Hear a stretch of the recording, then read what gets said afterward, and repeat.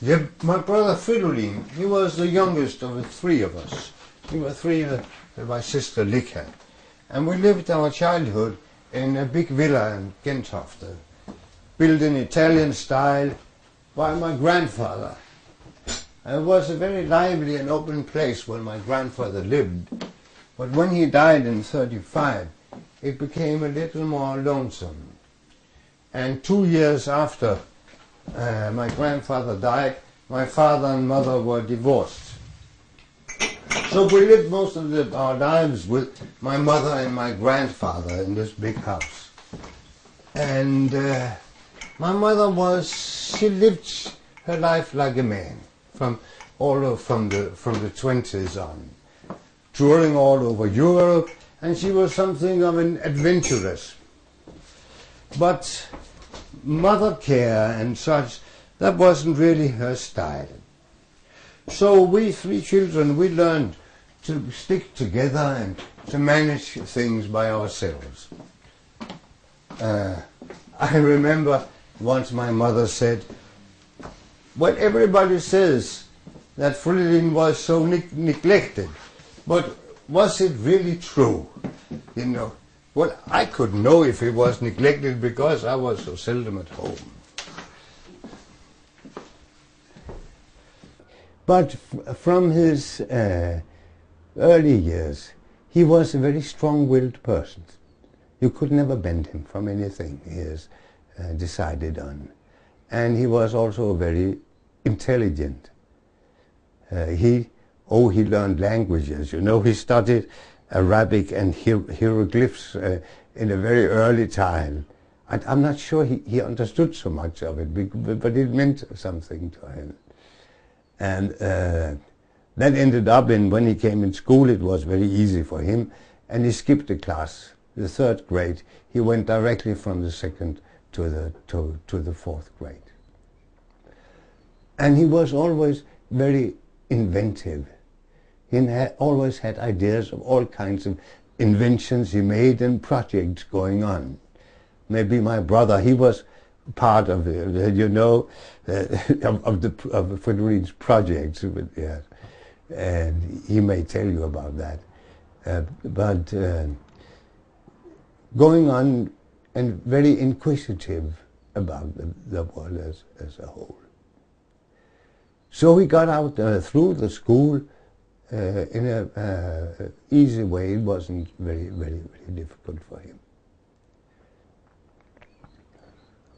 We played together in the big garden, and after some years we moved down to another place, usually after the war. But during the war we had to stick together because it was a very big house and very cold and quite empty. So we sort of stuck together, the 3 children of us.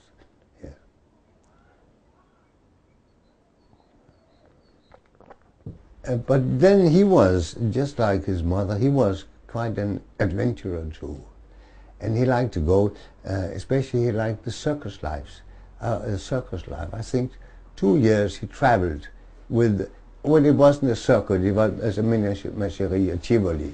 Yes, he spent the whole summer traveling around and working as a hand and giving a hand in everything. The same thing happened at Molo in Sardinia. Well, he was out looking for things and he heard about the bandits. He was quite fascinated by it. So he just went to Argosolo because he had heard in Argosolo lived Tandetto, one of the great bandits at that time. And he went out to the house where Tandetto's family lived. And he told me that they just sat there. Nobody looked up, nobody looked at him. And they said they didn't know where he was. Tandetto Fulina said, I just want to interview him. Oh, yes, they'll take him for 100,000 lira, but besides they didn't know where he was. So he went away. And he slept in a new building, a building under construction, which was what he did at that time. And in the middle of the night, he heard somebody move. And he woke up and he drew his knife and he said, "Qui?" And the man said, "Don't you worry, sir, I'm your friend. But the other one thinks that you're a police spy. And if you stay in Orgosolo, you may see the sun rise tomorrow. But you certainly won't be able to see the sun rise the day after tomorrow." You know, music always meant a lot in our family. In my grandfather's home, they played string quartets in chamber music once a week. And my father was a classical composer. But Fridolin and I, we turned away from that. I started playing jazz very early. And after some years, Fridolin got hold of a contrabass and we started playing together at home and such. And Fridolin was also interested in all other kinds of music, folk music and the gamelan music, and finally, of course, in the launettes. But we started out in playing jazz together, and that was just when the New Orleans wave of jazz started.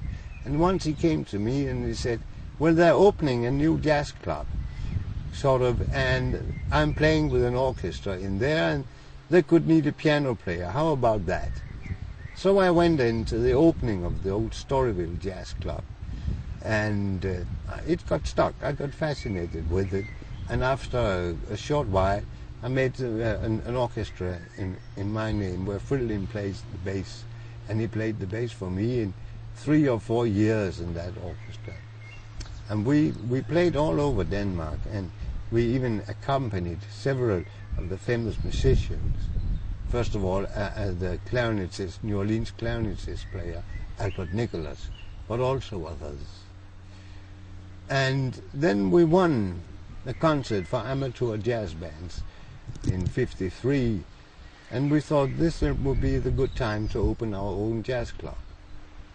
My old friend Anders Djurup, he found a small joint called Montmartre in the city of Copenhagen.